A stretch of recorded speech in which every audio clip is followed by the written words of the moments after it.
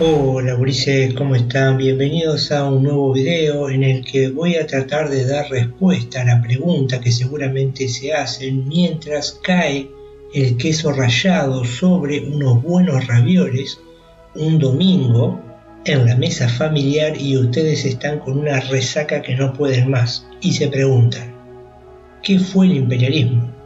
¿Cuáles fueron sus características? ¿Cuáles fueron las causas y consecuencias de este último? Así que comencemos por el principio. El imperialismo europeo fue un proceso que se caracterizó por el gran desarrollo del capitalismo industrial y la expansión colonial de las grandes potencias sobre África, Asia y las islas del Pacífico. Tuvo lugar entre 1875 y 1914 y fue protagonizado por los estados más industrializados del continente europeo, Gran Bretaña, Alemania y Francia. Estas potencias compitieron entre sí por apropiarse de territorios que les sirvieran como fuentes de materias primas para sus fábricas y de alimentos para su población. También buscaron nuevos mercados donde vender sus productos industrializados. La creación de imperios coloniales fue justificada por ideas racistas que afirmaban la superioridad de la civilización europea sobre el resto del mundo. Entre las características del imperialismo nos encontramos con el reparto de casi toda África, las islas del Pacífico y el sudeste asiático, entre las potencias industriales de Europa. Esto dio lugar a la formación de grandes imperios coloniales. Por otro lado, tenemos el establecimiento de 4 tipos de administración al interior de esos imperios. Las colonias, sometidas a la autoridad política y económica de sus metrópolis, los protectorados, estados ocupados que mantenían cierta autonomía, fue el caso de Egipto, que fue protectorado británico desde 1914, las concesiones, establecimientos comerciales costeros, como por ejemplo Hong Kong, en China, y los estados mancomunados, que estaban asociados a su país colonizador. Es el caso de Australia, Canadá y Sudáfrica, respecto a Gran Bretaña. También tenemos que destacar que se estableció una división internacional del trabajo entre los países industrializados, por un lado, y las colonias y los países en desarrollo por otro. Las grandes potencias exportaban productos industrializados, capitales y mano de obra e importaban materias primas agrícolas, ganaderas y minerales. Las colonias y los países en desarrollo importaban productos industrializados, capitales y mano de obra y exportaban bienes primarios.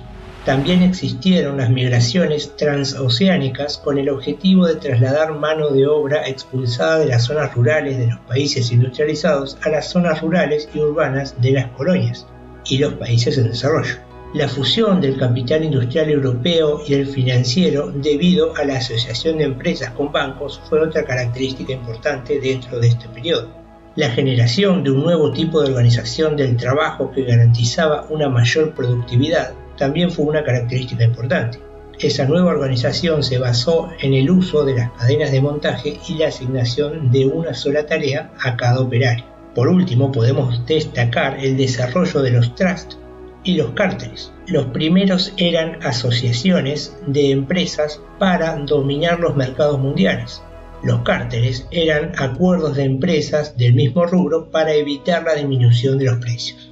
Llegado a este punto, tenemos que destacar cuáles fueron las causas y consecuencias del imperialismo. Entre las causas podemos destacar económicas, políticas, demográficas e ideológicas. Las económicas, luego de la crisis de 1873, las grandes potencias necesitaban conseguir fuentes de materias primas para sus industrias y mercados no regulados por medidas proteccionistas donde vender sus productos. También se buscaba invertir los excedentes de capital para obtener grandes ganancias. Dentro del aspecto político, los dirigentes de la época tenían la creencia de que la expansión colonial afianzaría la primacía de sus naciones sobre las otras, debido a que la posesión de colonias era símbolo de poder y prestigio. También se buscaba descomprimir tensiones políticas internas. En cuanto a lo demográfico, debido al acelerado crecimiento de la población europea, en algunos países empezaron a escasear los recursos naturales, por lo cual las potencias industriales buscaron expandir sus territorios para obtener alimentos y establecer a la población excedente. Desde el punto de vista ideológico, basándose en la teoría de la evolución expuesta por Charles Darwin, Hacia mediados del siglo XIX se desarrolló el darwinismo social, según el cual los europeos eran la raza superior y tenían derecho a dominar a las naciones consideradas inferiores. Según esta teoría, las potencias europeas tenían la misión de llevar la civilización a aquellos pueblos que se consideraban salvajes, bárbaros o atrasados. Ahora bien, hay que destacar también cuáles fueron las consecuencias de este proceso. Dentro de lo político, los territorios colonizados experimentaron un grado de dependencia respecto a las metrópolis, que estuvo en relación con el tipo de esquema administrativo que les fue impuesto.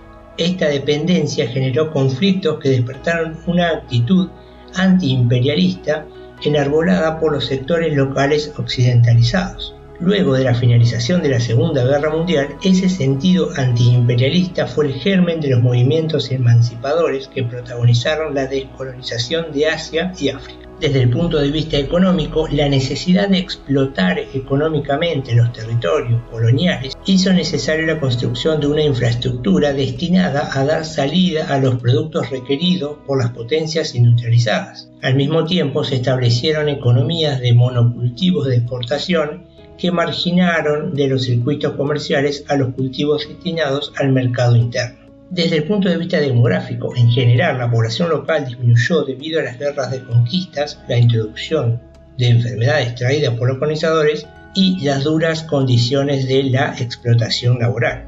Allí donde la población local disminuyó drásticamente fue reemplazada por colonos extranjeros. Desde el punto de vista cultural, tuvo lugar una fuerte aculturación como consecuencia de la implantación de las lenguas, las costumbres y las pautas de conducta de los pueblos colonizadores. La imposición del cristianismo católico, anglicano o protestante desplazó a las creencias religiosas preexistentes y se fusionó con ellas, dando lugar a expresiones de sincretismo religioso. Por último, desde lo ecológico, la introducción de nuevas técnicas de explotación agrícola y de especies vegetales y animales foráneas modificó o destruyó los ecosistemas naturales preexistentes. Así, por ejemplo, las grandes selvas tropicales fueron taladas indiscriminadamente para obtener madera, caucho y ganar terrenos para la agricultura.